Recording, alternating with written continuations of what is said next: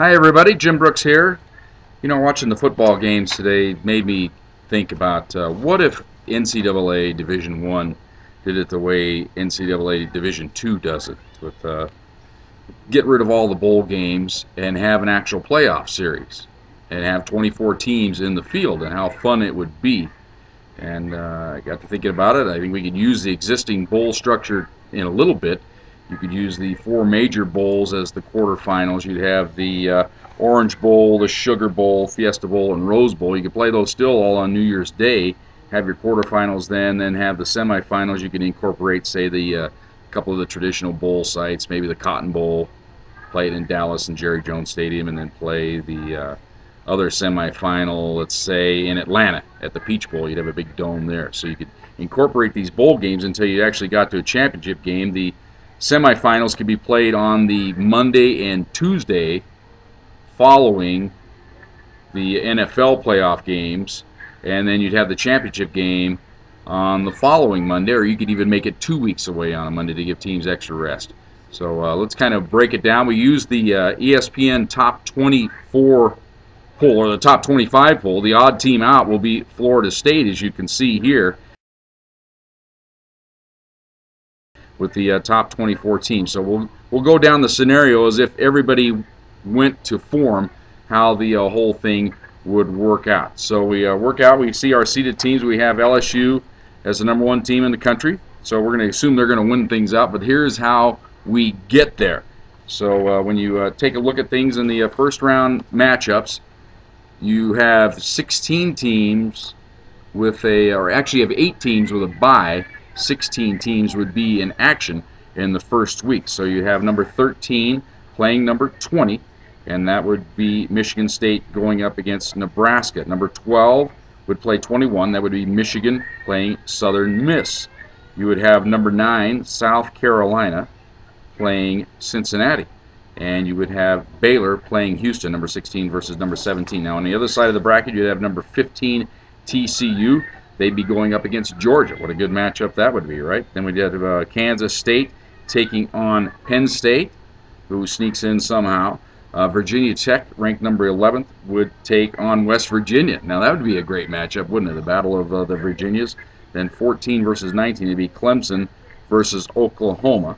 And that would be your first round game. So that gets us to the round of 16. So then every team would be playing again. Now you could use some of these existing bowl sites. You wouldn't actually call it the bowl game they're playing, but you could go to some of these sites like San Diego, the Holiday Bowl. You could play a game there. You could go to the Alamo Bowl, play a game in San Antonio. You could play the Capital One Bowl, or that site, and have some of the games. So we'd get to there. In our second round matchups, we'd have Stanford taking on Michigan State, number 4 versus number 13, if all the form held. Michigan, number 12, would be taking on Oregon. We would have Wisconsin taking on South Carolina, and we would have Baylor taking on LSU, the #1 team in the country. So LSU would get into action there against Baylor. You'd have the Heisman Trophy winner taking on LSU. What a great matchup that would be. Now on the other side of the bracket, Alabama gets into action. They would take on number 15, TCU. Number 10, Kansas State would take on number 7, Arkansas. Great matchup there. Number 6, Boise State gets into action. They would take on Virginia Tech, who had defeated West Virginia. We can see that the top-seeded teams are going to win here. And in the final matchup, it'd be Clemson taking on Oklahoma State as they would get into action. So now we move on. After that, we get into the quarterfinal matchups. And here's where we'd be playing these games on New Year's Day, of course, when we get down to the final 8 teams involved, and it'd be, if fall form held, Stanford would be taking on Oregon. What a great matchup that would be. Wisconsin would take on LSU. Another great battle there. Then we move on to the other side of the bracket. Number 2, Alabama would take on Arkansas. Not bad there, huh?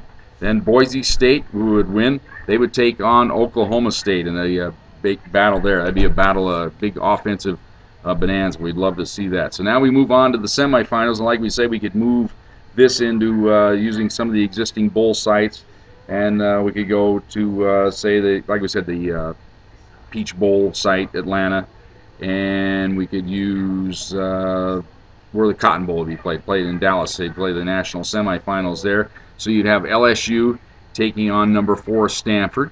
Not bad, huh? And then Alabama taking on Oklahoma State. That's the matchup I think a lot of people would like to have seen anyway as an elimination game to get to play LSU, because everybody thinks Oklahoma State might have been able to handle that.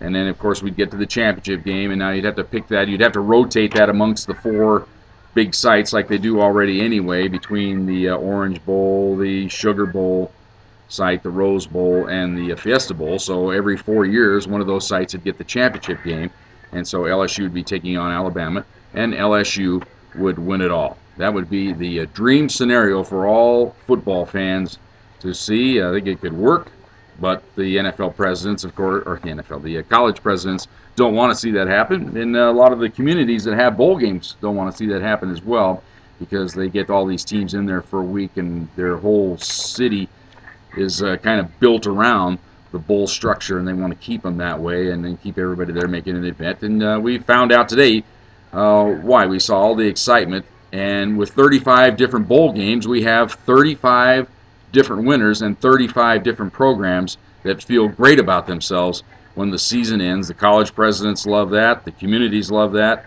and even though some college coaches will say they want to play off, really they kind of like this system because it gives those extra 70 programs 2 to 3 weeks of extra practice, gets them a jump start on the next season with their young redshirt freshmen. Everything, they have them all practice, and they get the whole team out there. They can develop things, and they get just that extra practice time. Plus 35 programs get to go away with that good feeling that they've won their last game of the year. That's why none of this will ever happen. We may get the end one game, I guess you'd say. We might play an extra game at the end, perhaps. But this was the dream scenario. I thought everybody would like to see just the way it would work this year if I had the power, and see what would happen. Thanks for watching.